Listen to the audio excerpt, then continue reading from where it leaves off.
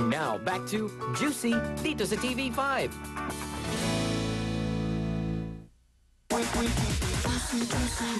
Christy Fermin would like to thank the following: 52 West Cars, Stabilita and Collection Design, David Sergi Center, Maya Jones of Bambi Fuentes, Queen Princess Gems, Ellen Skincare, and Dr. IC Mendoza Dental Services. Woohoo! Woohoo! Welcome back mga ka-freshness to your very juicy Wednesday. Ayan, ang FB message galing kay Levi Villasan. Hi sa inyong lahat at sa lahat ng nanonood ng Juicy. Okay. Ang saya-saya talaga ng nakakapanood ng Juicy dahil hindi na chismis ang nakukuha namin, kundi mga aral na pwedeng i-apply sa buhay. Thank you. Wow! At yung mga la-ocean deep. Huwag la-ocean deep. Ayan. At nakakawala ng pagod pag simula na akong tumawa dahil kay Shalala. Number 1 fan niya ako. Sobrang adik ko sa'yo. Nag-watch kami sa Zirco kasama ng friends ko. In fairness, ang ganda mo pag naka-gown ka. Wow! Ito, napabulaga ako. Thank you!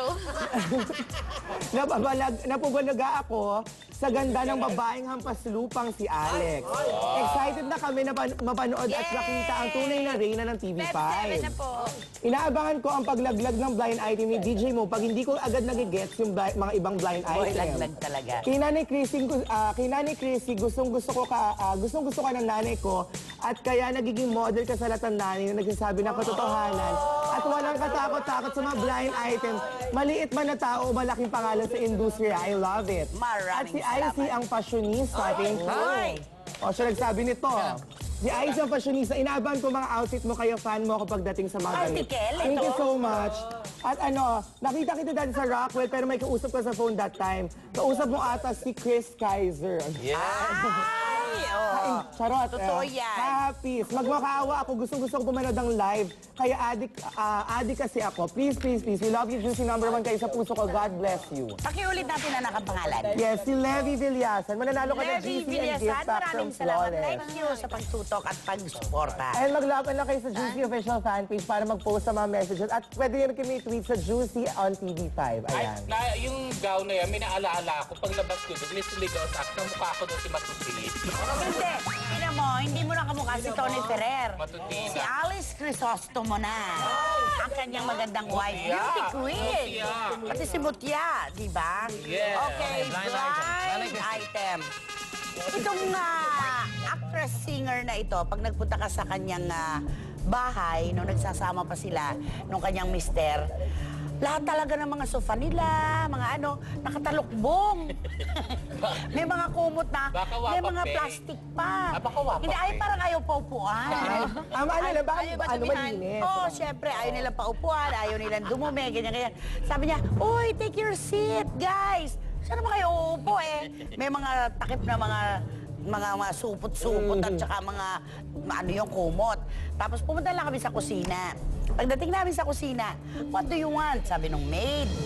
Sabi namin, syempre, okay lang kami. Aba, pinanindigan talaga. Wawan lang kahit water. Mama, wala pa. Diba? Tapos mamaya-maya, nakita saging yung mga kasamahan ko. Isang piling na saging. Talagang kinuha nila ganyan. Paglabas nung singer-actress, hey, where's my banana? Pinabili ko yan.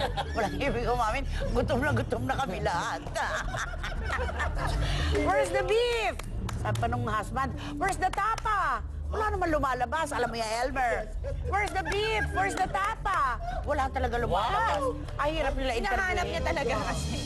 Talagang ang hirap niya interviewin kasi kailangan pag gutom ka, huwag kang pumunta doon. Kailangan busog ka. Sino yan? Ako, mga Madam Curie ito mag-jowa na ito. Mga walang puso na. Nanay, sino yan? Sino, Clue? Walang puso. Mga walang puso. Hindi pala magpalalat. Ay! Talaga. I'm gonna catch you. Let's get loud. Be my... Dito sa batuhan ito walang walang mama. Pero half na.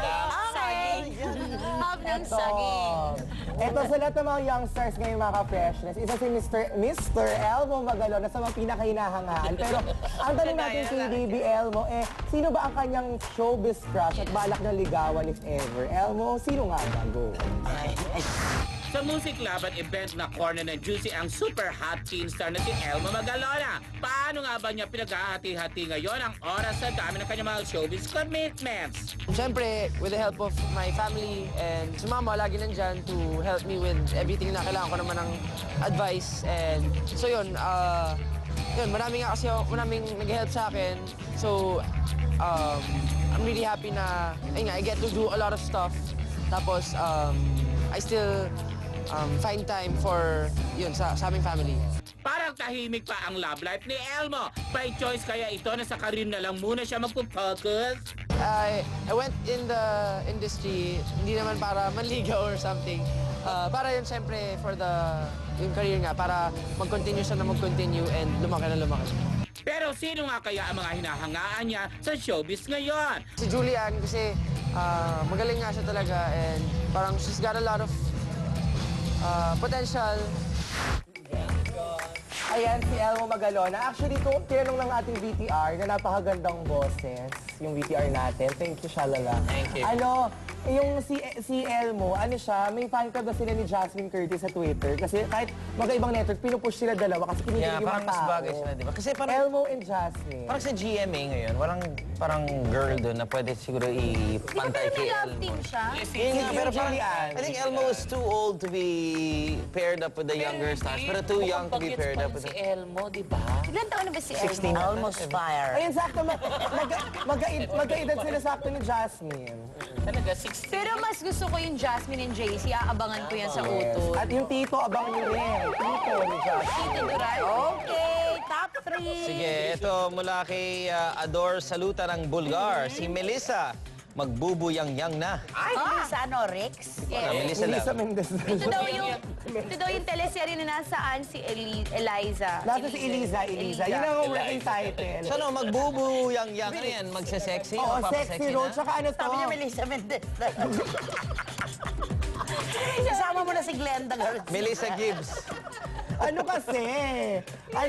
Ano siya mag-sexy? Tapos working title pa yung nasa si Eliza. Saka ano to, actually, din to. Mexican novela. Pagbibidahan din to ni, eto yung sabi ng source na si Albert Martinez daw, part din daw, siya yung naghahanap kay Eliza.